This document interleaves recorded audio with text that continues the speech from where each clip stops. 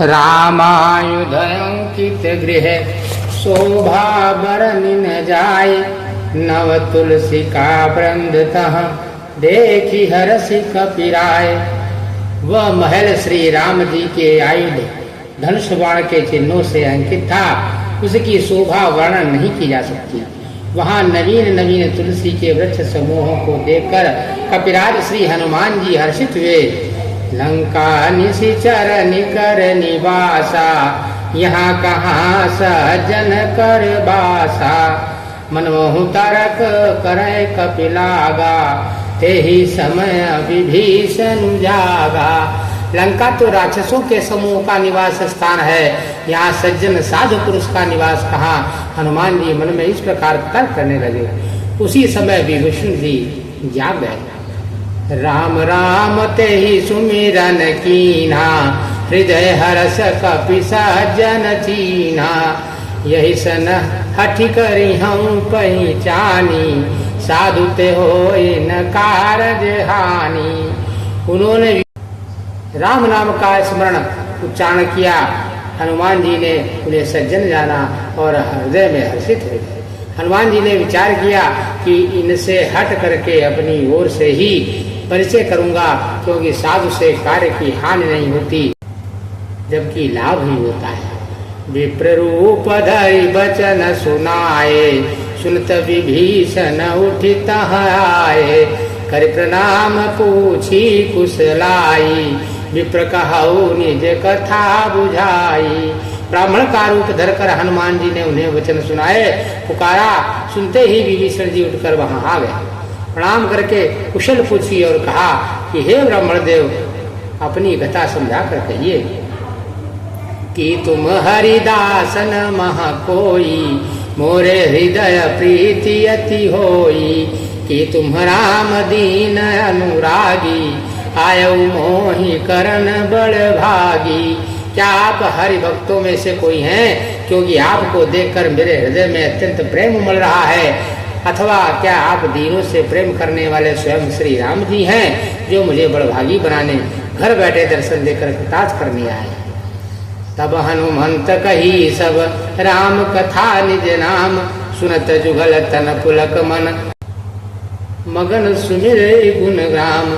तब हनुमंत जी ने श्री रामचंद्र जी की सारी कथा कहकर अपना नाम बताया। सुनते ही दोनों के शरीर पुलकित हो गए और श्री राम जी के गुण समूहों का स्मरण करके दोनों के मन प्रेम और आनंद से मग्न हो गए। सुनो पवन सुत रहनी हमारी, जिम दस ननी महु जीभ विचारी। तात कबहु मोहि जानी अनाथा, करी है कृपा भानुकुल नाथा। विभीषण जी ने कहा, हे पवन पुत्र, मेरी रहनी सुनो। मैं यहाँ वैसे ही रहता हूँ जैसे दांतों के बीच में बेचारी जीव रहती है। हे तात, मुझे अनाथ जानकर सूर्यकुल के नाथ श्री रामचंद्र जी क्या कभी मुझ पर कृपा करेंगे? तामस तनु कछु साधन नाही, प्रीति न पद सरोज मन माही। अब मोहि भा भरोस हनुमंता, बिनु हरि कृपा मिलहि नहीं संता। मेरा तामसी शरीर होने से साधन तो कुछ बनता नहीं, और न मन में श्री रामचंद्र जी के चरण कमलों से प्रेम ही है। परंतु हे हनुमान, अब मुझे विश्वास हो गया कि श्री राम जी की मुझ पर कृपा है, क्योंकि हर की कृपा के बिना शर्त नहीं मिलते। जो रघुवीर अनुग्रह कीन्हा, तो तुम मोहि दरसु हठि दीन्हा। सुनो विभीषण प्रभु कै रीति, करहि सदा सेवक पर प्रीति।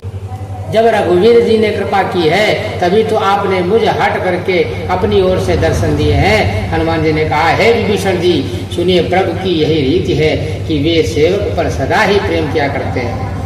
कहु कवन मैं परम कुलीना, कपि चंचलक सब ही विधिहीना। प्रात ले जो नाम हमारा, तेह दिन ताहि न मिले आहारा। भला कहिए, मैं ही कौन बड़ा कुलीन हूँ, चंचल वानर हूँ और सब प्रकार से नीच हूँ। प्रातः काल जो हम लोगों बंदरों का नाम ले ले, तो उस दिन उसे भोजन न मिले। असमय अधम सखा सुनु, मोहु पर रघुवीर। किन्हीं कृपा सुमिर गुण भरे विलोचन नीर। हे सखा सुनिए, मैं ऐसा अधम हूँ, पर श्री रामचंद्र जी ने तो मुझ पर भी कृपा की है। भगवान के गुणों का स्मरण करके श्री हनुमान जी के दोनों नेत्रों में जल भर आया। जानत हूँ अस स्वामी विसारी, विरहित काहे न हो ही दुखारी। यह विधि कहत राम गुण ग्रामा, पावा निर्वाच्य विश्रामा। जो जानते हुए भी ऐसे स्वामी श्री रघुनाथ जी को बुलाकर विषयों के पीछे भटकते फिरते हैं, वे दुखी क्यों न हो।